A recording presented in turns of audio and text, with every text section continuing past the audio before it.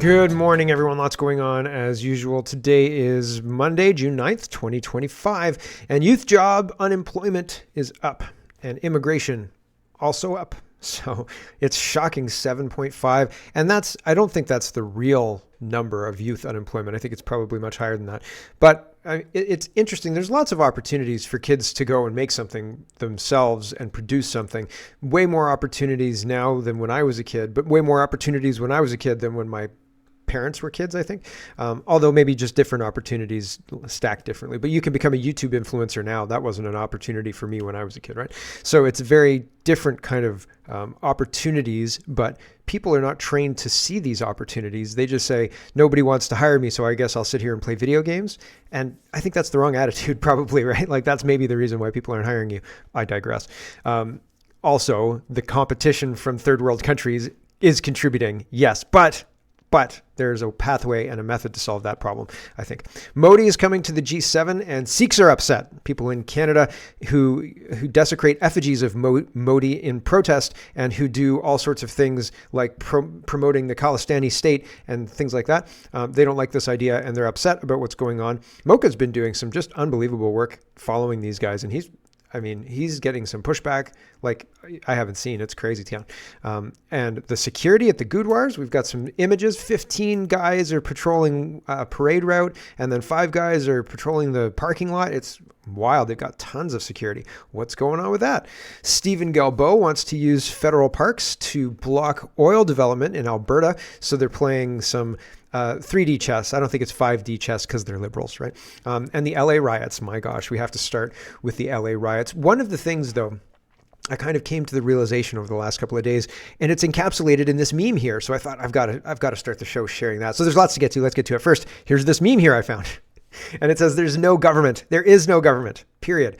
It's just a secret society pretending to be a government. They don't lead. They just manage the illusion. And man, that maps so well. I thought, yes, they're not actually a government, because when things happen, they change gears, they find ways to placate the public to maintain their control. And we've seen that more on display in the last 5 years. But if I think back to the financial crisis, to Bush Jr., to Bill Clinton, right? Like, man, there were things. And I mean, before that, I was too young and wet behind the ears to even have any kind of opinion about anything, right? I didn't know.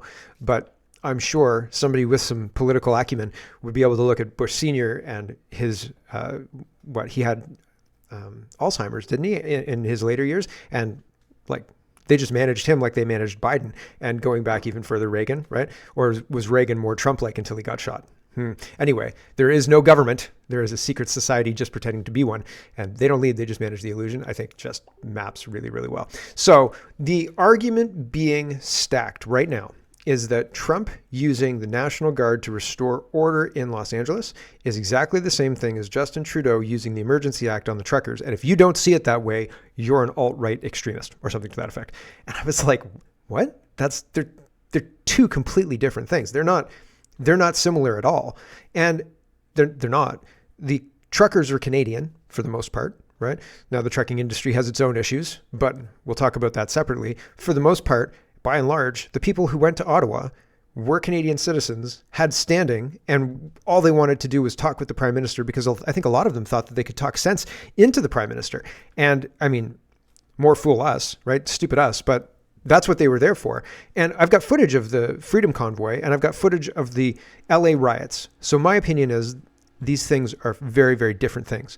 And the LA riots have foreign interference, foreign influence, with the president of Mexico chiming in saying, you guys should riot, you guys should protest in the United States, which is, maybe an act of war, says some people. So that's what's going on. I'll show you that.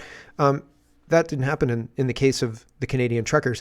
The Canadian truckers scared the hell out of the Canadian establishment because the Canadian truckers had potential to unseat them. And in this situation, it looks like a real insurrection, but I'll let you make up your mind. That's my opinion. I'll let you guys make up your own mind based on what I show you and what you've seen, obviously. But here's Zach, and he's responding to Warren Kinsella. Warren Kinsella is making the case. Well, here's the case. He says, today I look forward to hearing the Canadian Conservatives who are in a spit-flecked rage about the police being called in to deal with anti-government Ottawa convoy people loudly applauding Trump, sending in the military to deal with anti-government California protest people. It's a false comparison. It's a false comparison. Zachary says that's because the Freedom Convoy was a peaceful protest for our rights to bodily autonomy, and peaceful assembly is a fundamental right in a free country. What's happening in LA are violent and destructive riots by communists and illegals. Spot the difference, comrade? And I think that's absolutely spot on. And DCL says, I think everyone needs to calm down. What's happening in LA is nothing. Do you remember Ottawa? Remember the Freedom Convoy? Remember the honking? I do. It was domestic terrorism at its worst. Just ask a liberal. So here's 40 seconds of the Freedom Convoy. Oh, sorry if that's loud. I hope it's not too loud. I'll turn it down. It sounds very loud to me. Here is 40 seconds of the Freedom Convoy. And I'm going to show you the footage of LA is imminent. So keep this in your mind as we go and look at LA after this. Okay, here we go.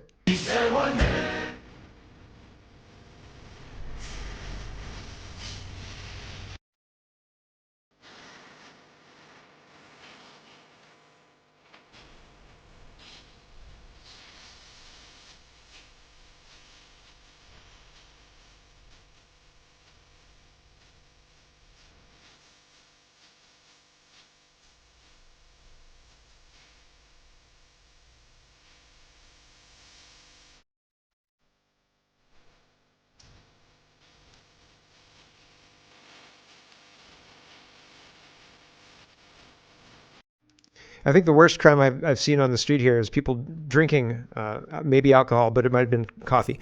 His buddy had a Tim Hortons cup. He had a red Solo cup, right? So I think maybe beer. This was painted as an insurrection. Here's Elmo hugging people, right? Elmo hugging a cop, right? And an old guy dancing and a whole bunch of people dancing with jerry cans, which became a symbol of freedom and not listening to police. People dancing, right? People having a rave right in front of a stage truck. So this was not an insurrection. We were told that it was an insurrection, but this was not an insurrection. The Patriot Voice says, if I wanted to get the public on board with the Palantir police state nightmare, I would stage as many false flags as it takes to show you why my totalitarian AI surveillance technology is a good thing for public safety and how it quells terrorism. I'd start and facilitate many riots with illegal immigrants, bring in ICE, National Guard, and SWAT teams deploying robot police dogs using Palantir facial recognition tech to control the situation and show you why it's necessary to stop it. I would have the public at large eating out of my hand and begging for their own surveillance and enslavement in exchange for a, quote, safer world. I would convince you that this is normal and force you to accept it while monitoring your every move and eviscerating what's left of your civil liberties. Problem, reaction, solution. Have you ever heard of the Hegelian dialectic? Every single time.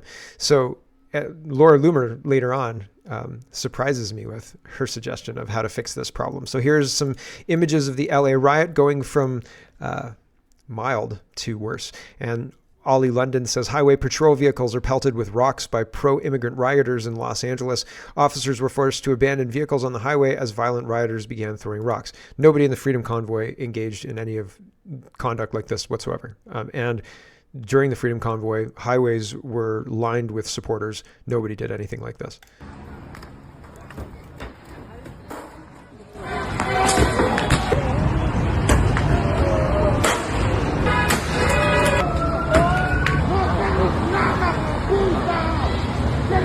Okay, total destruction of 4 highway vehicles and people throwing big, heavy chunks of concrete. Here is 4, 5, 6 police cars on fire.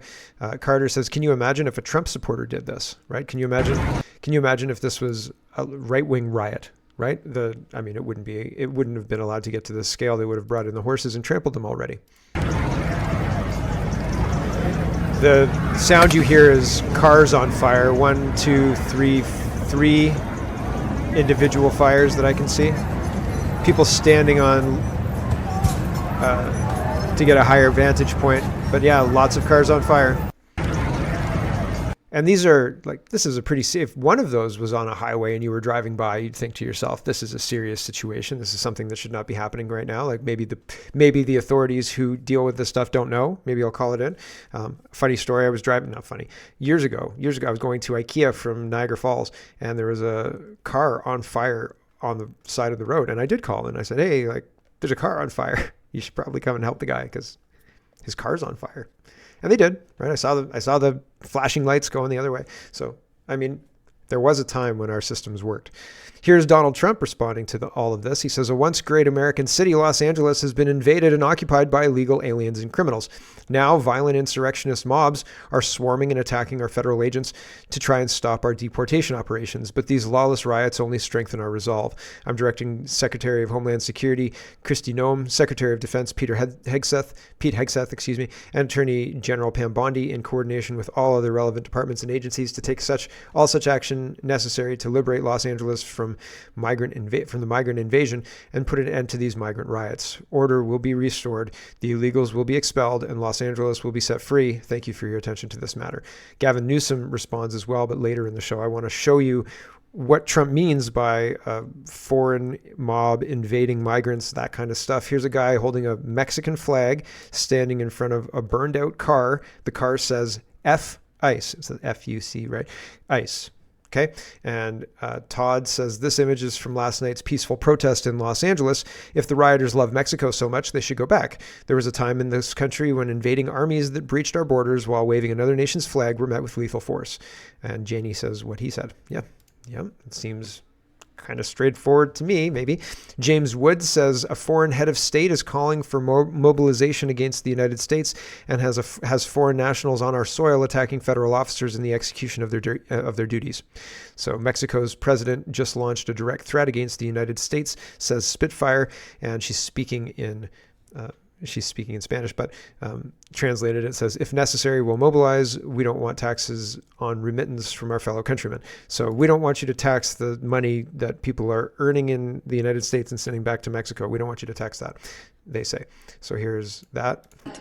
Porque de ser necesario nos vamos a movilizar, porque no queremos que haya impuestos a las remesas de nuestros paisanos, de Estados Unidos a México. Okay, so that's one part. And then here's another one. Dom Lucre says, Mexico President Claudia Sheinbaum Pardo is urging Mexicans to protest in the United States. If necessary, we'll mobilize, she says. We don't want taxes on remittance from our fellow countrymen from the U.S. to Mexico. This is an act of war, he says. Maybe. It would be interesting to be a fly on the wall for that phone conversation between Trump and Sheinbaum. Here's Amuse, and he's got a bunch of videos, and he says, insurrection with the weekend over, the insurgency in Los Angeles will either end or resume on Friday. It turns out insurgents need to work. Only hardcore Antifa rebels can riot 24/7. This will end up being one of the most iconic scenes from the insurgency. Waymo is just the tip of the iceberg when it comes to technology that can shut down the illegal labor market. Here is this guy standing on a police car. Oh, that's not what I wanted to do. There we go. Guy standing on a police car, wearing a mask and waving the Mexican flag, and he's posing. There were a lot of people pointing out that he's posing. This isn't like a picture snapped as a candid snap. You know what I mean? It's not like, oh man, we caught this iconic moment. They're trying to make this iconic moment. He's posing for it. You get it? And so it's staged. Okay. Insurrection. Mounted police attempt to disperse protesters blocking the overpass where 2 CHP units remain trapped on the 101 freeway. A protester tries to set a trap for the mounted LAPD by pouring a line of gasoline in the path of the horses and attempting to ignite it. He quickly is caught and dispatched. Roaming gangs of insurgents laugh and smile as they attack civilians just trying to get to work or home. LAPD has lost complete control of the city. By the end of Sunday night, the looting began. More post rioting and looting, according to Dana Bash. This controlled looting. The drive-by media, including Dana Bash, keep repeating Mayor Bash and Gavin Newsom's claim that the LAPD is in control and that this isn't a real riot. It seems like a real riot.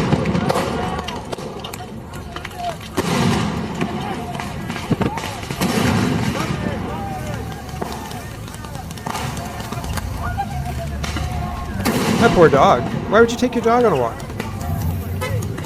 Like this guy walking his dog. There's flashbangs going off everywhere. Like you don't go for a walk when you're with your dog when there's flashbangs going on, for crying out loud.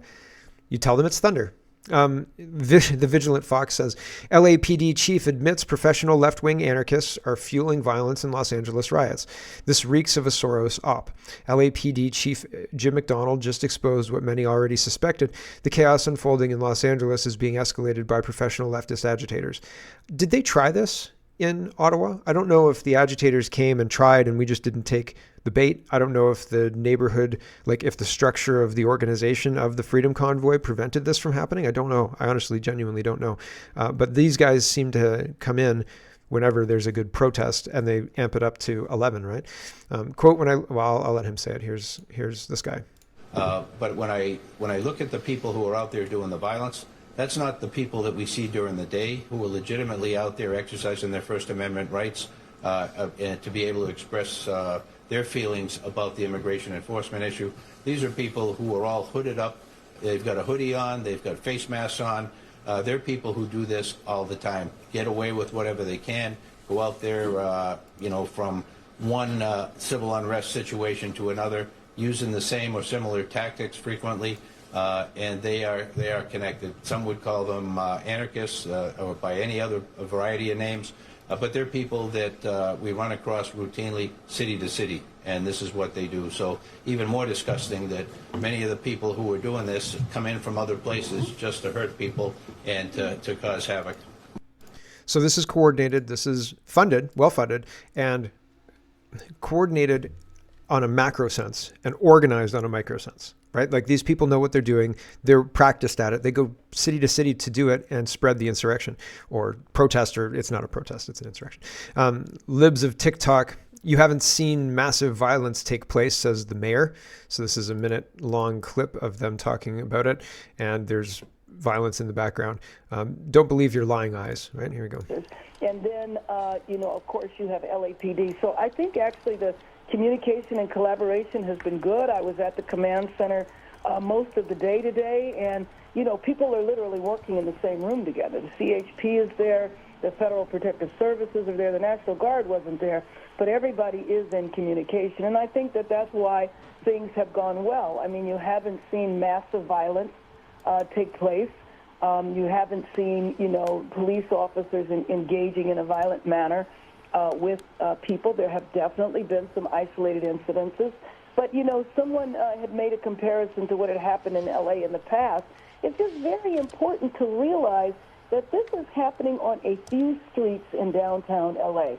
This is not citywide. This is not massive civil unrest. And obviously, I don't ever want to see that happen in our city again, which is why we have to be very aggressive now and send a very clear message that vandalism will not be tolerated. Vandalism will not be tolerated. It's a little bit more than vandalism, I think. Vocal Dissonance says the riots happening in LA are not organic or spontaneous. They're designed to look chaotic to cover up the fact that they're well-funded, exceptionally organized, and carried out by well-trained activists using intelligent, highly developed tactics. Here's a primer. First, notice the protesters have shields. Pick one. So shields. These types of shields were used by the 2024 pro-Hamas rioters and the 2020 Black Lives Matter rioters. Each shield takes 3 hours to make, and activists spend all day making them. This is not spontaneous. It takes planning.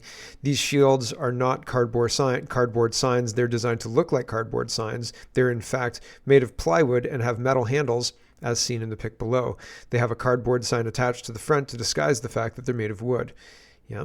In 2020, these shields were brought in and distributed to rioters in organized drops. In LA, we see the same strategy. They hand out protective equipment to rioters who then use them in their attacks. Note the same Hope Depot bucket in pics 2 and 3. It isn't just the shields that are planned. Everything is, from what rioters wear to the tactics used in each situation. They're implementing highly developed theory of protest violence in order to create pressure to try and force politicians to give in. I'll show you. To see how this works, we need to understand the tactics they're using. The first strategy is to put their target in a decision dilemma by implementing a method of protest that leaves the person with no good options. No matter how the target reacts, they look bad. That strategy is paired with the real action is your target's reaction, in which rioters use people's reaction to the protest against them. This is James Lindsay's stuff, so this guy's just kind of rehashing James Lindsay's stuff.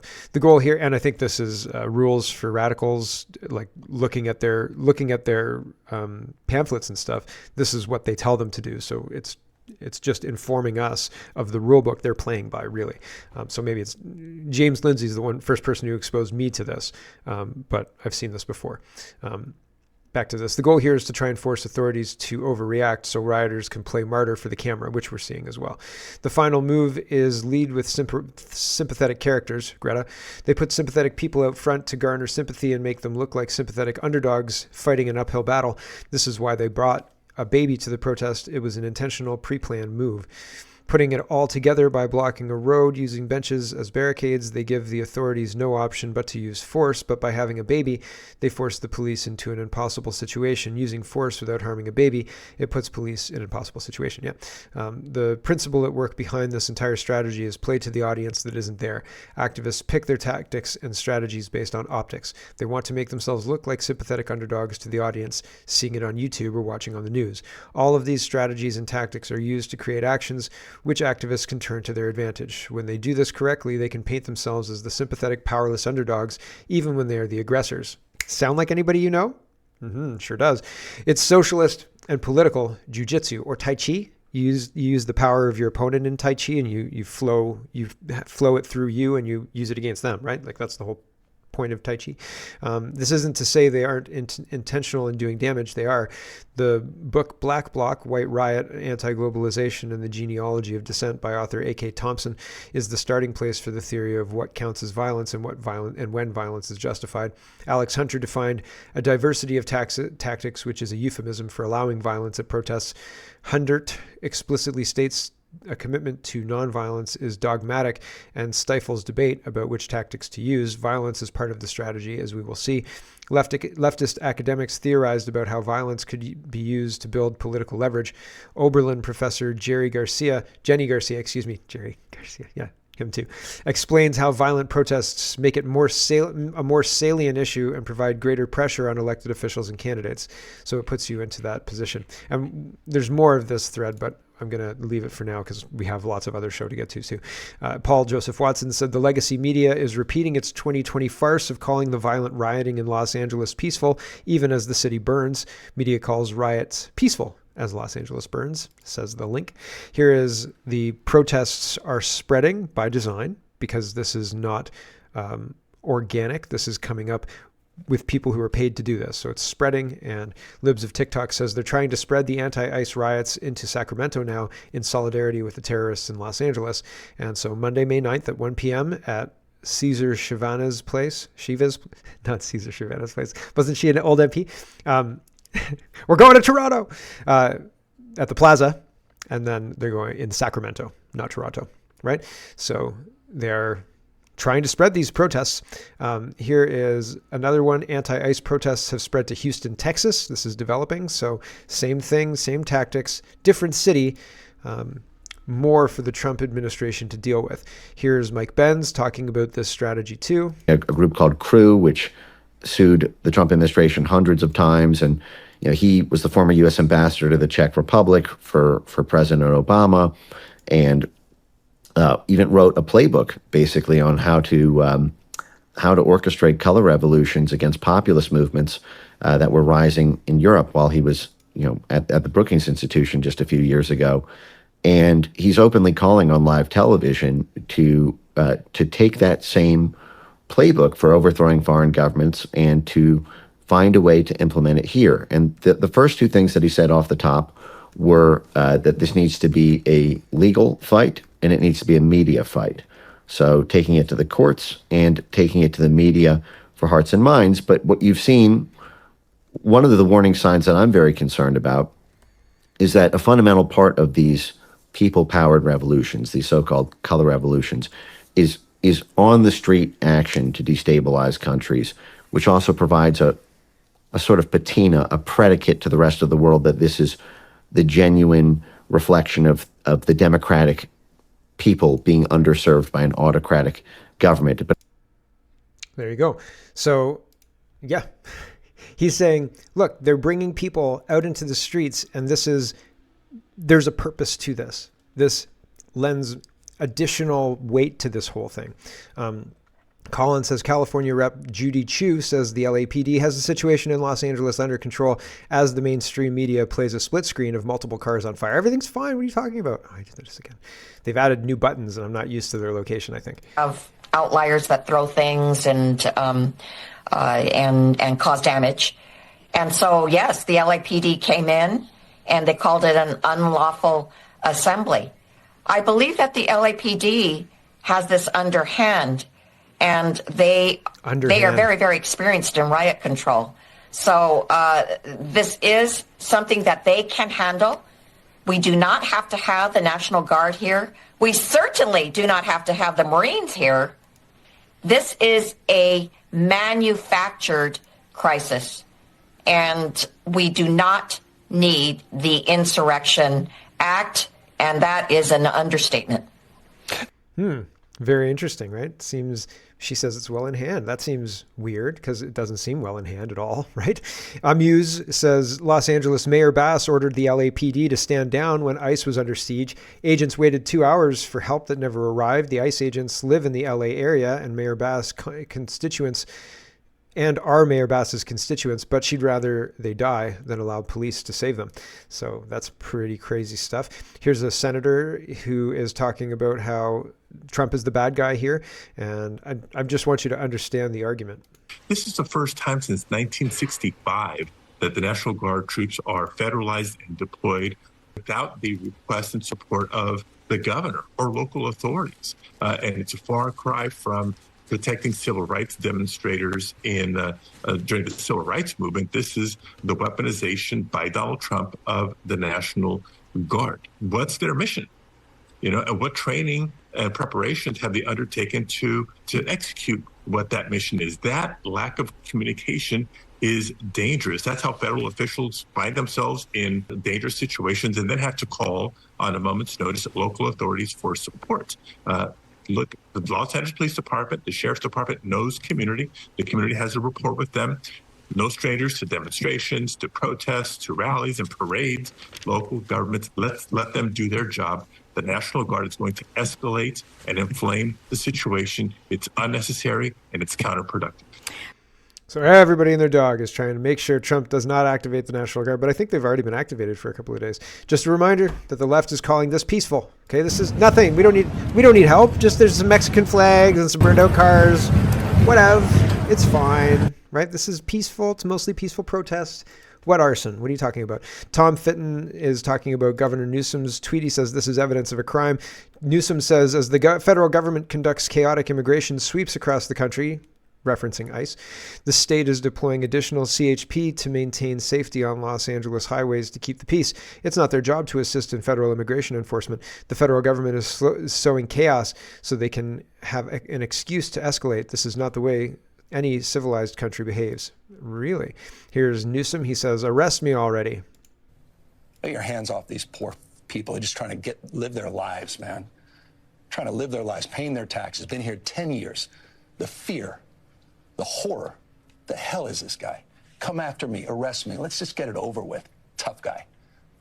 I don't give a damn. But I care about my community. I care about this community. The hell are they doing? These guys need to grow up. They need to stop. And we need to push back. And I'm sorry to be so clear, but that kind of bloviating is exhausting. So, Tom, arrest me. Let's go. The perception is... I think, he comes across as Biden, right? Like, very Biden-esque. I was expecting, what's that Biden statement? Well, he always says at the end, like, okay, or I can't remember I'm expecting him to fight with Corn Pop any minute, okay? So... Weird, but Gavin Newsom's calling Trump, come and arrest me. We don't need your National Guard. And Sam Tripoli is sharing this. He says there's no coming back from this tweet. Laura Loomer says it's time to deploy the Planeteer tech to Los Angeles to deal with the illegals. You know you'd love to see it. You're lying if you say you wouldn't. Yikes. right? Nope. I don't think that I don't want Palantir anywhere. People are asking Trump, when are you going to call in the Marines? What are you going to do next? What's the threshold? Who gets to make the call? He says, me. What is the bar for sending Marines? The bar is what I think it is. I mean, if we see danger to our country and to our citizens, we'll be very, very strong in terms of law and order. It's about law and order. What is the bar? So he's trying to restore law and order, and well, maybe. We'll see how it all works out. I don't know if it's going to work out. We'll see. It seems like they want to fight, and it doesn't seem like they want to restore law and order. And it seems like they want to test the capabilities of Trump to direct the National Guard and other assets to protect the United States. If it spreads to Texas, Sacramento, other places, it'll be interesting to see if it continues to unfold or if it's squashed. What do you think? Do you think there is a similarity between what's going on in Los Angeles and the Freedom Convoy, or is it an insurrection and both were insurrections and the invocation of the Emergencies Act was correct on the truckers and Trump is correct here, or Trump is not right and Justin was not right, neither's an insurrection and you should let Gavin Newsom deal with it? I don't think Gavin Newsom doesn't seem honest. He seems like a shyster. Also medium Biden clone, like a variation of a Biden clone. I don't know. And the mayor doesn't seem like she's taking it seriously. So if I was in Los Angeles personally, I think that I would believe what Trump's saying, and maybe I wouldn't walk my dog, right? I'd listen to whatever's going on. I don't know. The whole thing seems like they want things to pop off so they can blame Trump for it.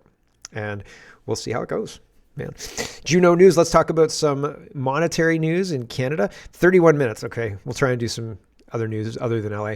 Juno News is reporting Canada is driving itself into an unsustainable cycle of mass immigration, housing unaffordability, and per capita economic decline, a situation normally seen in poor countries, warns Madeleine Weld, president of Population Institute Canada. Yeah, yep, we're being made a poor country by taxing our own, the resources in our ground, taxing ourselves. We are harming ourselves, right? And we are doing that by allowing these bad policies to continue by this government that I don't think is legitimate. Table Salt says controlled demolition of youth jobs, visa approvals for temporary residents have picked up rather than contracted as the government previously projected. Therefore, we could see a 7.5% employment rate in the near future, according to Scotiabank Economics, Capital Economics. So, I'm not shocked, but I'm disappointed.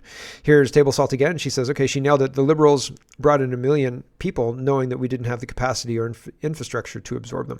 And so there's a back and forth, and initially, Michelle Rempel outlines what's happened with regards to people coming in and so on and so forth.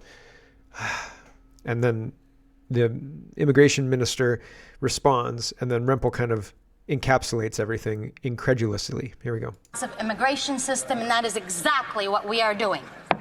So just to reiterate, by the end of this year, nearly 5 million people will be in Canada with expired or expiring visas, and the government has no plan on how they're going to get them to leave. We have a housing crisis, a youth jobs crisis, healthcare wait time crisis. And knowing this, the Liberals have already issued nearly 177,000 new temporary foreign work permits this year, a 10% increase from the last quarter. That's the same amount of people as Kelowna. Well, with a youth unemployment crisis, why did the government increase the number of temporary work permits this year? Mr. Speaker, we take our immigration system very seriously Pivot. on this side of the aisle, as I know. That's not answering the question. Why did you do this specific thing? And then a general statement. We take things seriously here. It's a pivot, and she's not going to answer the question. So very interesting. The policies are driving these negative outcomes for our youth. We are incapable of holding our politicians accountable. What now? What now? Because Poilievre didn't save us, right? Trudeau leaving didn't save us. Carney's not going to save us. Nobody's coming to save us. What now, everybody? Blacklock's reporter reports shelter costs on average eat 52% of household incomes, up from 38% in 2015, says a federal report. Cost to construct a residential building has increased 58% since 2020. Wow.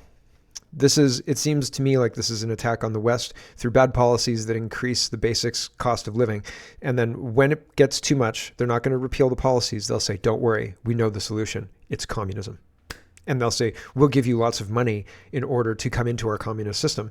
And that's how we're going to solve the problem. And then when you ask them specific things like who owns whatever, the house I live in or whatever, you won't get a clear answer until everybody's in the system and the trap is closed. And then they'll say, you own nothing and you must be happy because being unhappy is illegal. And anybody who says they're unhappy will be treated as if they've said they've been vaccine injured. Okay, so unhappy? Oh, I can't hear you. Sorry, I can't see you either. Oh, well, good thing we've got a great happiness index. It's 100%. Everybody's super happy. So you should get on board, right? You'll own nothing and be happy. Here is an invasion update from Canada, from a guy who came to Canada from New Zealand. And he's like, I have to keep checking that I actually immigrated to Canada because I think I'm actually in India. Help. I don't know if I should go back to New Zealand. Guys, I moved to Canada 1 year ago, and you might as well say I just moved to India. This whole place is India. The air smells like curry, and the whole place is India. I don't see too many white people anymore. It's just Indians. No hate to Indians. I love Indians. I love Indian food. I actually like the smell of the curry too. And I have nothing bad to say about Indians. All I'm trying to get across is that this does not feel like Canada. This literally feels like I touched down in New Delhi. I've only been here for a year, so I don't know if it's always been like this. I know a few of my friends who've been living here said like in the past 5 years, it's just gotten way too many Indians compared to how it was previously. You guys let me know, man. I don't know what to expect. I don't know if 1 year from now, there's never going to be a white person in Canada. It might just all be Indians. I don't know what to expect, man. I don't know if I should move back to New Zealand or if I should stay here. I don't know what's going on. Pretty wild stuff, right? So what would your advice to our New Zealand friend be? Should you stay or go back to New Zealand? New Zealand is just as woke as Canada is. It's just complying.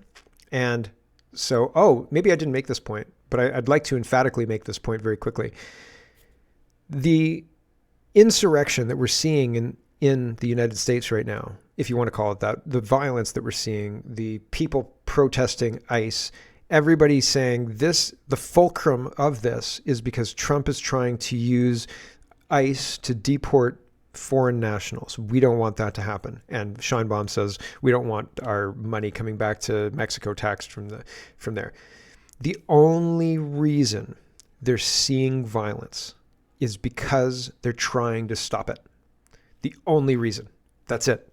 The only reason they're having these uprisings, the cars on fire, ICE being attacked, bricks being laid out, all of that stuff is because Trump is moving to stop all of the stuff that's being taken advantage of, and it has been taken advantage of for a long time. He's moving to stop it. We're not.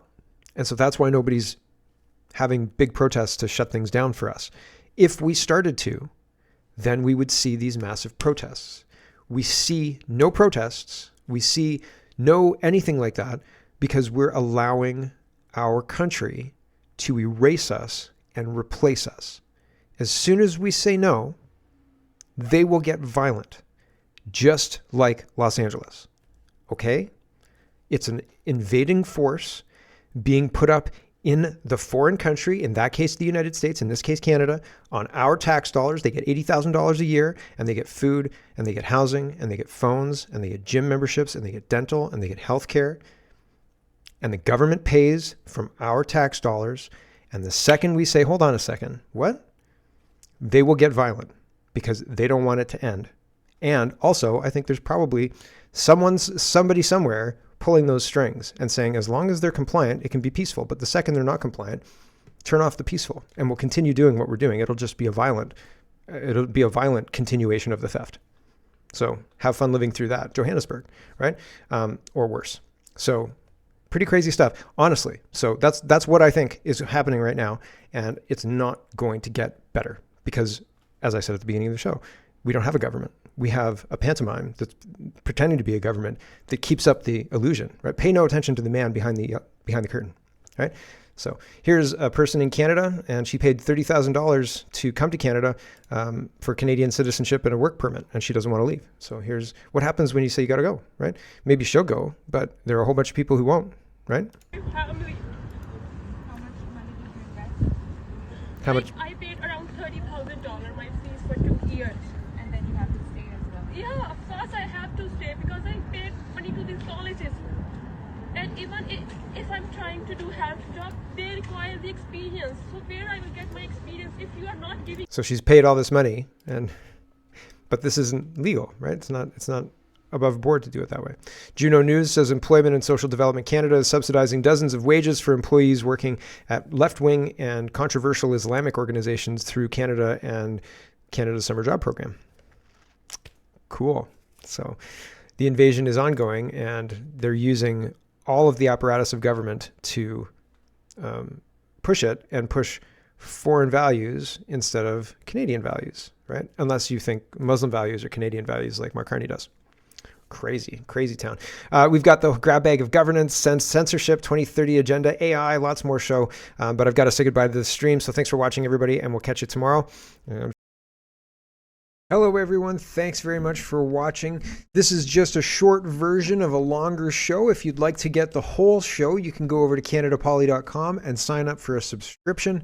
Just look in the drop-down tab for Shop and Donate and look for subscriptions, and you'll get immediate access to the full show. Love to see you. Thanks for watching, everybody. Have a wonderful, wonderful